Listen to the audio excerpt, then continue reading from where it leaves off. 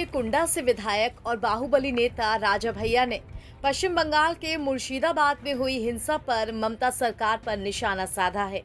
उन्होंने कहा कि वक्फ बिल तो बहाना है, मकसद काफिरों को मिटाना है। जनसत्ता दल लोकतांत्रिक के राष्ट्रीय अध्यक्ष राजा भैया ने इसे लेकर सोशल मीडिया पर एक लंबी चौड़ी पोस्ट लिखी है, जिसमें उन्होंने रहीमदास के दोहे का जिक्र करते हुए मुर्शिदाबाद हिंसा की न केवल निंदा की, बल्कि वक्फ कानून को लेकर गंभीर सवाल खड़े कर दिए।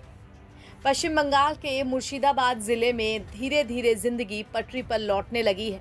वहां रहने वाले लोग भी शांति की कामना कर रहे हैं, मगर वो काली रातें और खौफनाक दिन उनके जहन से नहीं हट रहे।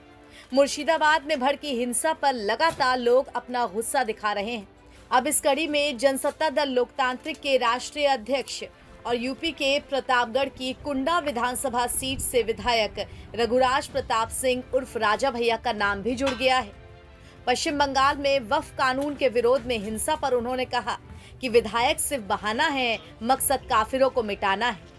राजा भैया ने सोशल मीडिया प्लेटफॉर्म पर अपनी इस पोस्ट में भड़कते हुए लिखा है।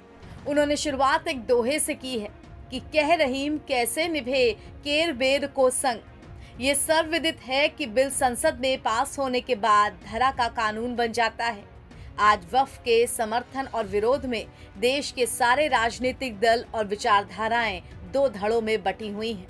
पक्ष हो या विपक्ष, इतना तो सभी मानेंगे कि पश्चिम बंगाल के मुर्शिदाबाद में जिन पिता पुत्र की निर्मम हत्या की गई, जिनके घर दुकानें जलाई गईं, लूटी गईं, इतना ही नहीं, जिन असंख्य हिंदुओं को औरतों, बच्चों की जान और अस्मिता बचाने के लिए अपना घर गांव छोड़कर पलायन करना पड़ा, उनका वक्फ संशोधन बिल से कोई लेना देना नहीं है।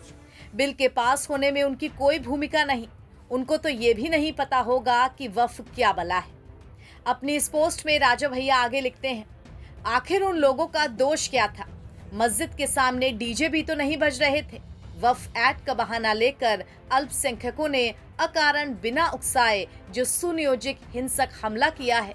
आए दिन ऐसे हमले झेलना अब हिंदुओं की नियति बन चुका है। आखिर हिंदू कब तक और कहां तक भागेगा? बांग्लादेश से तो ये सोचकर भागे थे कि भारत में सुरक्षित रहेंगे, अब यहां से भागकर कहां जाएंगे?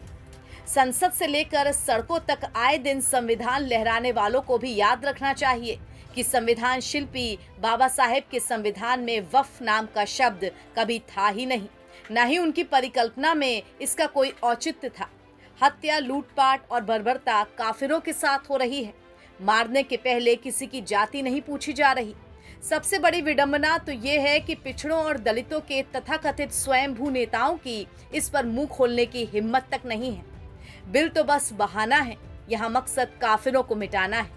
राजा भैया ने अपनी इस पोस्ट के साथ दो तस्वीरें भी साझा की हैं। पहली फोटो में एक रोती हुई बुजुर्ग महिला है जिनके पति और बेटे की हत्या की गई।